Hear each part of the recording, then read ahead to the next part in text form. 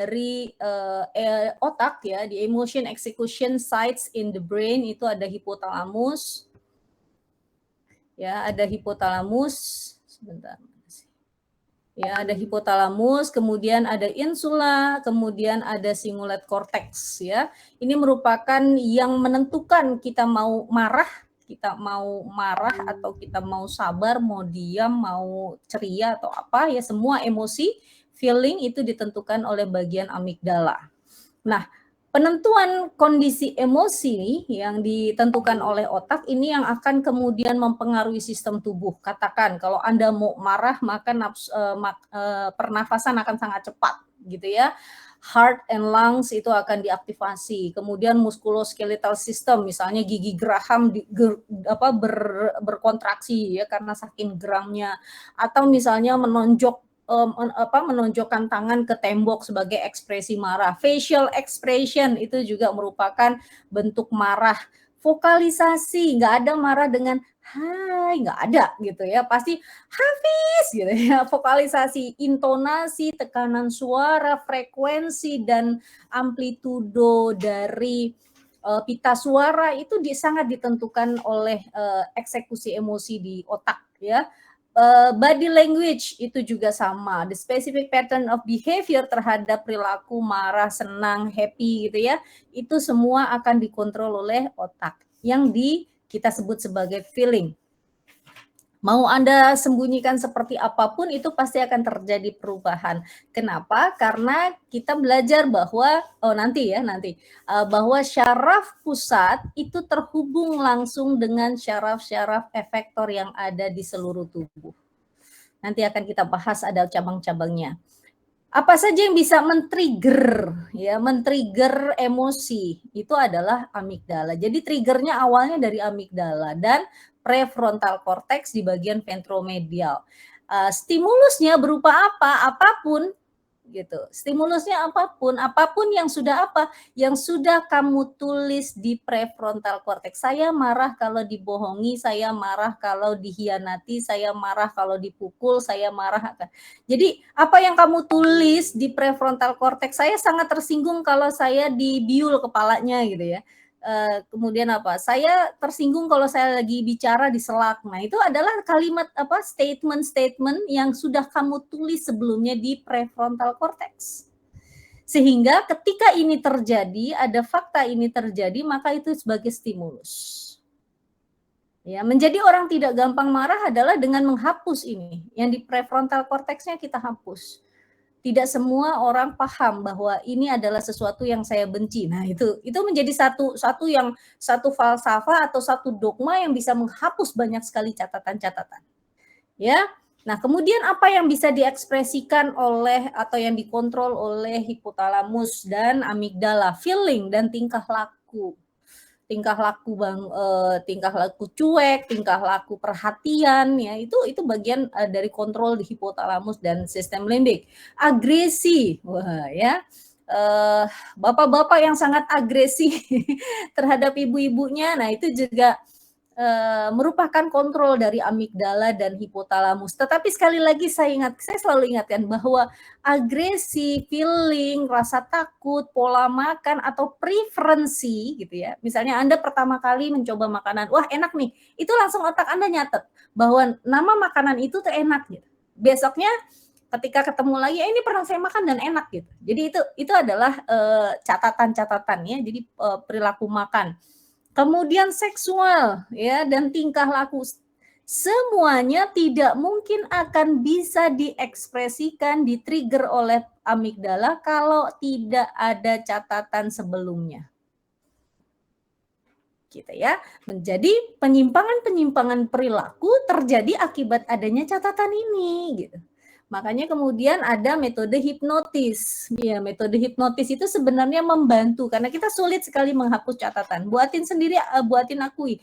Ada banyak sekali catatan-catatan yang tidak bisa buatin hapus gitu, tidak bisa buatin toleransi di dalam hidup ini. Sehingga akan sangat ketat sekali ketika mendapat trigger seperti ini gitu ya.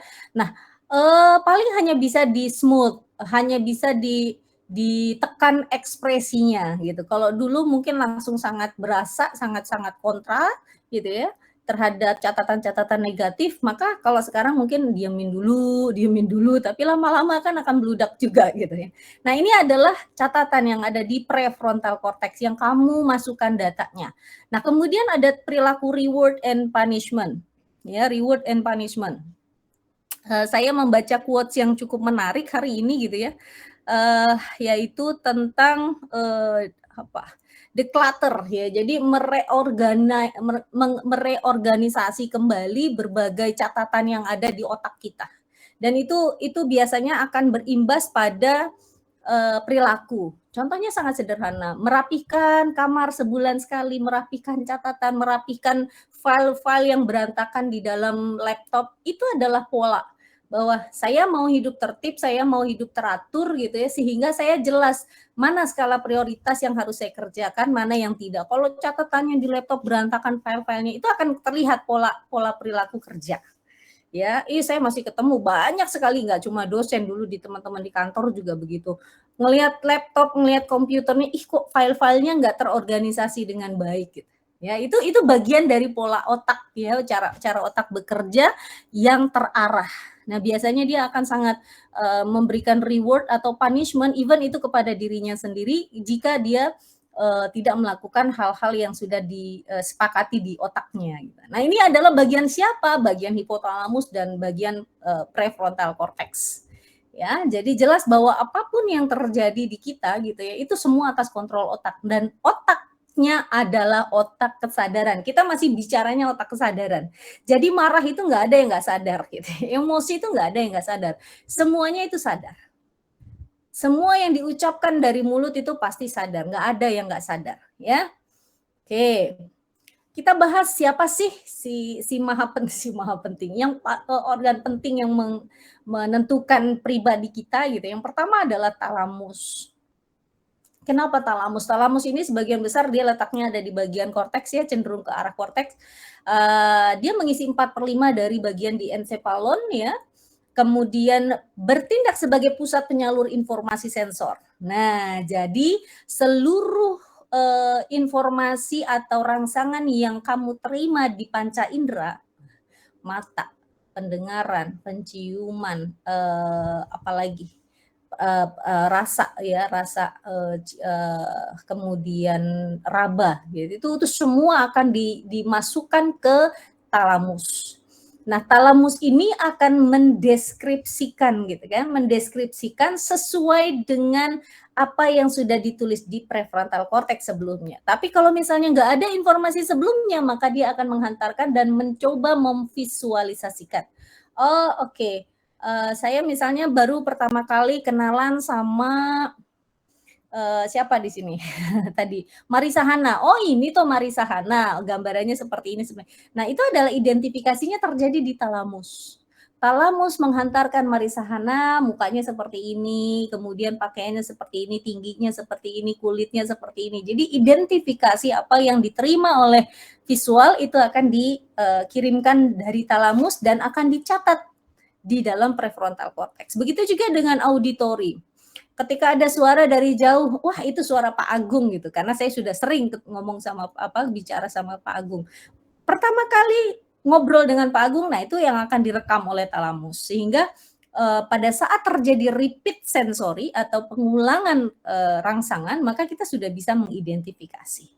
Ya, kemudian juga alertness dan arousal. Nah, ini juga merupakan bagian dari talamus di mana setting bahwa ketika kamu dari kecil dibiasakan bangun apapun kondisinya, mau sekolah, nggak sekolah, libur, nggak libur, bangunnya subuh, udah nggak tidur lagi. Orang tuamu misalnya membiasakan hidup seperti itu, maka alertnessmu, alarm di otakmu itu akan nyala pada saat jam 5 pagi. Libur nggak ngaruh. Ya, jadi alertness dan arousal kita pada saat tidur itu disettingnya oleh talamus. Ya, jadi ini berdasarkan dari informasi yang diterima ya di sepanjang hidup kita.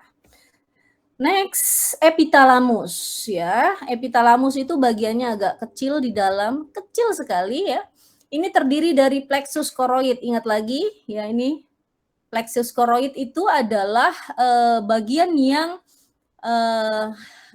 memproduksi cairan cerebrospinal. Kemarin sudah disampaikan apa fungsi dari cairan cerebrospinal.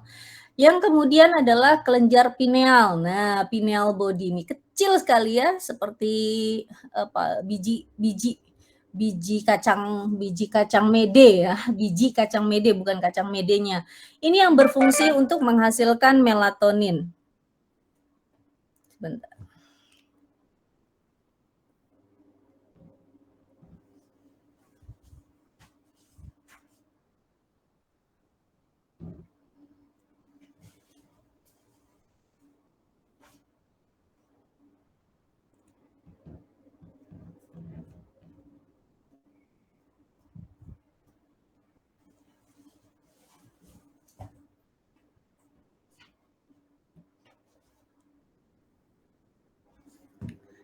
Ya, mensekresikan melatonin yaitu hormon yang akan hormon yang akan men-trigger kerja dari hipotalamus. Anda tahu sudah belajar bahwa hipotalamus adalah pusat yang mengeluarkan sekresi hormon yang ada bekerja di seluruh tubuh.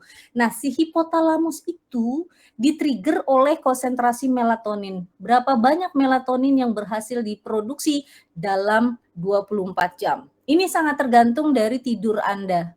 Melatonin ini kalau sudah jam 2 pagi, jam 10 malam, ya jam 10 malam sampai jam 2 pagi, dia naik. Lalu turun.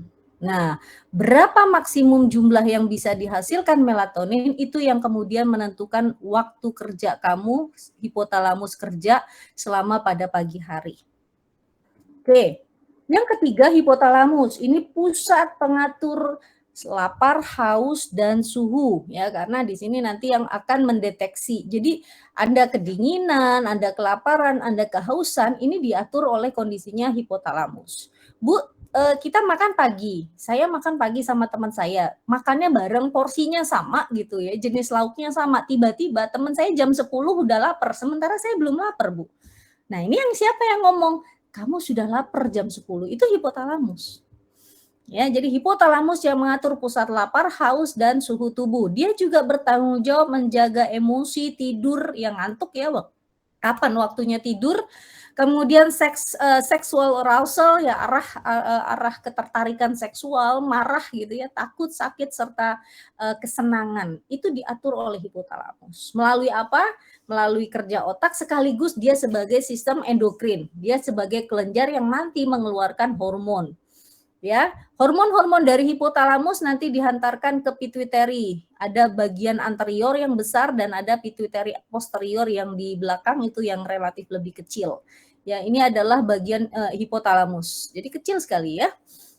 Kemudian pada bagian posterior dia menghasilkan antidiuretik hormon dan oksitosin untuk kontraksi otot-otot rangka. Hipotalamus juga melakukan koordinasi refleks dari syaraf simpatis dan parasimpatis. Apa itu simpatis dan parasimpatis? Nanti akan saya bicarakan dan di sistem syaraf pusat. Sistem syaraf tepi. Baik, selanjutnya apa itu kelenjar pituitary ya? Ini merupakan cabang dari hipotalamus. Jadi syaraf yang kumpulan badan syaraf dari di bawah hipotalamus yang merespon perintah dari hipotalamus. Itu adalah kelenjar pituitary, ini hipotalamus. Ya, hipotalamus mengeluarkan ada 2 tipe, tapi jenisnya banyak nanti ya. Ada 2 tipe. Tipe releasing hormon itu nanti merangsang si pituitary untuk rilis hormon atau inhibiting hormon. Jadi dia juga memerintahkan kepada si pituitary anterior atau posterior ini untuk inhibit, udah stop. Jadi switch on or switch off-nya ada di hipotalamus.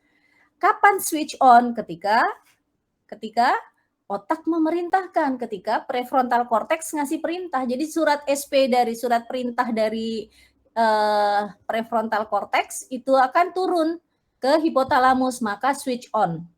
Dia mengeluarkan hormon RH. Tapi ketika korteks cerebri mengatakan, oke, sudah stop, kondisi sudah homeostatis, maka dia akan mengeluarkan switch off kepada si pituitary anterior. Gitu ya. Oke, untuk posterior sangat mudah dihafal. Dia cuma melepaskan 2 jenis, yaitu oksitosin dan ADH. Ya, sementara yang anterior ini banyak. Ada mana? GH, ACTH, ada TSH, ada FSH dan LH, ada prolaktin ya, yang semuanya nanti akan bekerja pada kelenjar di bawahnya. Oke, next batang otak. Apa itu batang otak? Batang otak tadi ya sudah saya jelaskan bahwa itu adalah bagian bawah dari korteks cerebri. Jadi ini korteks cerebri, cerebrum ya, otak besar. Ini adalah otak kecil. Nah, di sini ada amigdala gitu ya. Ada talamus, epitalamus, ada hipokampus dan ada apa? Pituitary gland, maka ke bawahnya adalah batang otak. Batang otak merupakan perkembangan dari mielencephalon.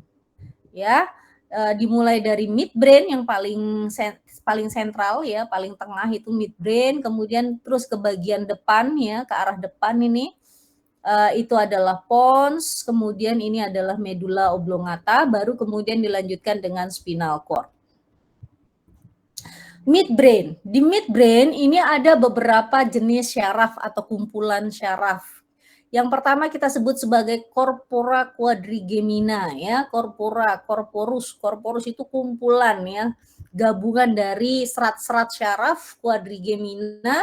Ini ada 2 bagian, ada yang superior dan ada inferior. Masing-masing fungsinya untuk superior adalah terlibat di dalam refleks visual, makanya Anda ketika misalnya lagi naik motor kelilipan itu langsung cepat sekali ya. Ini diatur oleh midbrain. Kemudian bagian inferior itu adalah pusat penyalur informasi auditori. Suara kayak gini nih Bu Atin, nah itu kamu sudah kerja nih otaknya, midbrain. Kamu bisa mendengarkan kapan Bu Atin intonasinya naik, kapan Bu Atin mengulang-ulang statement, itu artinya adalah poin penting, itu adalah otakmu sedang bekerja di bagian midbrain, dan nanti midbrain akan menghantarkan ke korteks cerebri untuk dicatat. Kalau mau dicatat, berhenti di midbrain, boleh. Itu disebut dengan apa? Keluar kuping, masuk kuping kiri, keluar kuping kanan gitu ya. Masuk kuping kanan, keluar kuping kiri. Jadi nggak sempat dicatat di otak. Jadi denger iya, tapi terus tidak dicatat di korteks cerebri ya. Jadi memang bagian dari kecerdasan, latihan kecerdasan adalah bagaimana mencatat semua informasi itu menjadi satu pengetahuan. Nah, itu ada caranya lagi. Cerebral peduncles ya, ini juga serabut cerebrum yang dia merupakan jalur ascending dan descending. Nah, ini yang saya bilang tadi, dari midbrain, corpora ini dia dihantarkan ke korteks cerebri, dihantarkan. Ini ada Bu Atin ngomong nih. Bu Atin lagi ngejelasin. Nah, kamu sampai nggak nih sampai ditulis di korteks cerebri atau cuman udah sampai di sini saja midbrain? Dengar Bu Atin tapi dia tidak mencatat. Ada gitu ya. Nah, dihantarkannya ke serabut otak itu melalui jalur ascending kalau naik, jalur descending kalau turun. Oke, substansia nigra. Substansia nigra itu dibutuhkan dalam koordinasi motorik. Jadi Anda sambil mendengarkan, ada yang bisa sambil mencatat. Apa yang didengarkan langsung dicatat. Wah, itu kerja dari satu titik otak gitu ya. Kemudian nucleus red ini adalah untuk menjaga koneksivitas antara cerebrum dengan cerebellum dan terlibat di dalam koordinasi motorik kerja. Jadi Anda ngelihat laptop, kuping dengar, tangan menulis, menyimak, apa yang ditulis di tangan juga ditulis di otak gitu ya. Sehingga belajarnya maksimal. Itu butuh latihan. Dulu Bu Atin begitu, makanya Bu Atin belajarnya sangat efektif. Tidak banyak waktu untuk belajar karena memang harus sambil kerja. Yaitu ketika duduk ya, mendengarkan dosen, otaknya benar-benar menyerap. Jadi midbrain dihantarkan ke korteks cerebri, dari korteks cerebri nyatet, tapi tangan juga ikut nyatet gitu ya, tangan nyatet walaupun nanti pas dibaca tulisan tangan berantakan gitu, apa sih ini? Ya, tapi paling tidak itu membuat sebenarnya pergerakan motorik itu nanti akan di-repeat. Oh ya, apa yang tertulis di otak sama yang ditulis di tangan nanti akan disinkronkan pada saat kita melakukan repeat learning atau belajar ulang. Oke, jadi pola perilaku belajar itu bisa dikoordinasikan ya, bisa dibentuk. Pons, apa itu pons? Pons adalah serabut pada bagian permukaan, ya ini pons, ya, yang terhubung dengan cerebellum dan juga terhubung dengan motorik dan sensorik yang ada di otak pusat.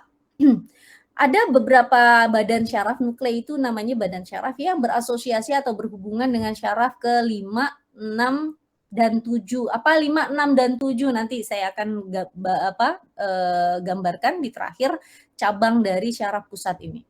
Apa fungsi dari pons? Yang harus Anda ketahui, dia adalah pusat respirasi. Makanya ketika Anda mengalami kecelakaan, ini bagian belakang terbentur gitu ya, terbentur kecelakaan di bagian kena bagian ponsnya, maka akan mati di tempat ya. Kenapa? Karena dia mengatur pusat respirasi. Ketika terjadi benturan akan terjadi gangguan respirasi apnestik atau pneumotaksik, diam langsung, nggak bisa nafas, berhenti nafas. Oke, next cerebellum, otak kecil ya. Kalau SMA kalian belajarnya cuma cerebrum, cerebellum gitu kan. Sama waktu di SPH juga gitu ya, cerebrum, cerebellum, kemudian medula spinalis gitu. Padahal nanti banyak sekali partnya.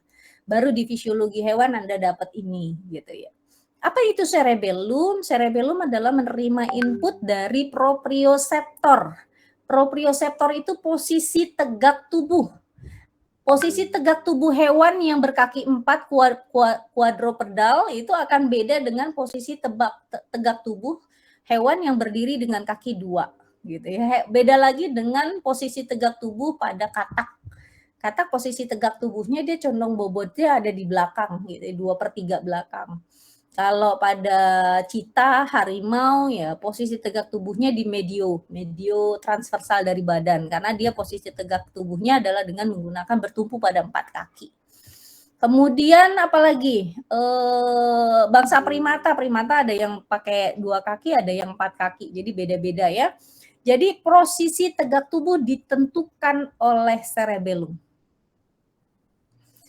Ya, kita posisi tegak tubuh ini adalah berdiri dengan 2 kaki, di mana posisi medio badan ya, di tengah medio transversal badan itu adalah titik kesetimbangan kita. Sehingga pada saat Anda digoyang ya, Anda akan melakukan aktivitas sebaliknya. Anda akan berusaha mempertahankan diri ke arah sebaliknya supaya posisinya tetap tegak. Itulah alasan kenapa pada saat kita berada di dalam kendaraan dan terjadi rem mendadak. Rem mendadak itu kan daya tariknya apa? Rem itu daya tariknya ke belakang atau ke depan? Rem. Ke belakang. Ke belakang. Nah, supaya kita tidak jatuh, posisi kita tetap tegak, maka badan kita akan condong ke depan. Ya, Anda perhatikan nih, kalau rem kan gaya tarik ke belakang, maka badan Anda ke depan. Sebaliknya, pada saat digas, kendaraan digas itu adalah dorongnya adalah ke depan, dorong kendaraan, gaya dorongnya adalah gaya dorong ke depan. Maka tubuh kita supaya tetap berada pada midline, pada garis lurus, maka kita akan condong ke belakang. Gitu. Itu adalah yang ngatur itu cerebellum. Ya, jadi tidak mustahil kita berjalan di atas tali gitu ya. Makanya banyak orang kemudian berlatih, cerebellumnya yang dilatih ya, tidak mustahil. Tidak mustahil kita kemudian pada saat berenang kita juga posisinya center antara posisi depan belakang nggak miring. Ikan yang berenangnya miring itu ada gangguan di cerebellumnya. Berarti dia sudah mengalami kematian otak. Biasanya menjelang mati itu ikan dia nggak bisa berenang dengan cara yang stabil, dengan cara yang simetris. Ya, posisi tubuhnya dia akan sudah mulai miring-miring. Itu ikan yang sudah mulai rusak tuh otak gangguan otak cerebellumnya, ya. Orang yang jalannya miring-miring itu berarti dia mengalami gangguan cerebellum, ya. Jadi dia tidak mampu menahan posisi tegak tubuh. Kemudian melakukan koordinasi pergerakan. Anda sering melihat nggak suka ada orang yang kakinya gerak-gerak sendiri, tangannya gerak-gerak sendiri, atau kepala suka gerak-gerak. Nah, ini sebenarnya ada gangguan otak ya di bagian cerebellum. Apa biasanya kita sebut ya godek ya. Jadi kalau misalnya epilepsi ya, epilepsi itu adalah gangguan dari syaraf motorik ke arah cerebellum. Kemudian dibutuhkan di dalam belajar motorik ya. Jadi pada anak yang baru belajar jalan nih cerebellumnya memang belum berkembang. Jadi cerebellumnya masih ada tapi belum berfungsi, makanya dilatih gitu ya. Di jalan ditatah. Pada saat kita melatih tatah anak itu awalnya adalah posisi kita pegang dua tangan supaya dia punya dua tumpuan yang simetris. Itu mekanisme kerja syaraf sebenarnya.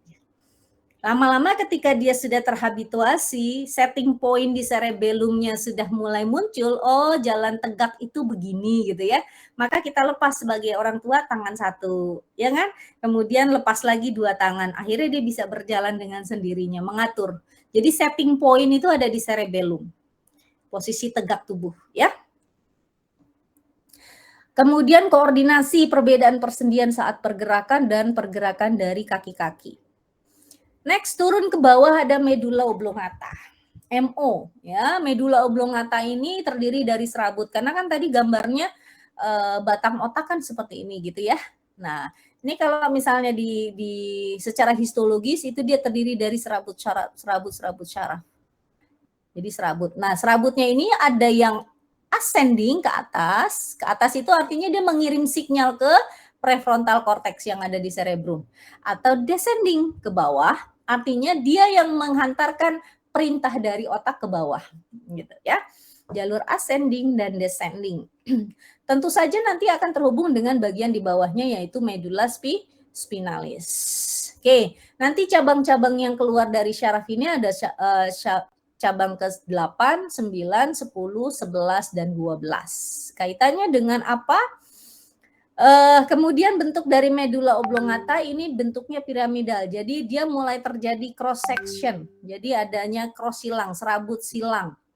Ya, bahwa syaraf yang nanti menginervasi organ tubuh kiri itu terhubung dengan yang ada di otak kanan. Sementara syaraf yang menghubungkan dengan otak kanan itu akan dihubungkan dengan organ gerak yang ada di sebelah kiri. Nah, ini efek dari piramidal yang mengalami proses persilangan serabut. Jadi cross sectionnya terjadi di sini. Fungsi dari medula oblongata ini adalah vasomotorik. Ya, vaso pembuluh darah, motor pergerakan. Jadi otonom dari pembuluh darah. Pembuluh darah itu bergerak kan peristaltik ya, untuk supaya darah bisa berjalan sesuai dengan arah denyut jantung. Yang ketiga pusat pengaturan jantung. Nah, jadi kalau Anda rusak medula oblongata, udah wassalam jantung. Wassalam juga vasomotor. Darahnya staktis, diem aja. Karena jantung juga nggak bisa kan bergerak. Nah, mati, jadinya mati ya. Kemudian bersama dengan pons di atasnya ya, dia akan melakukan fungsi respirasi. Jadi mengontrol sistem respirasi. Nah, ada istilahnya formasi retikularis ya. Retikularis ini adalah suatu susunan dari kumpulan nuklei atau badan-badan syaraf yang kompleks antara medula oblongata, pons, midbrain, talamus, dan hipotalamus. Apa fungsinya RAS? Fungsi RAS adalah mengatur kesadaran dengan merangsang korteks cerebri. Jadi sama-sama nih mereka bareng. Medula oblongata, pons, midbrain,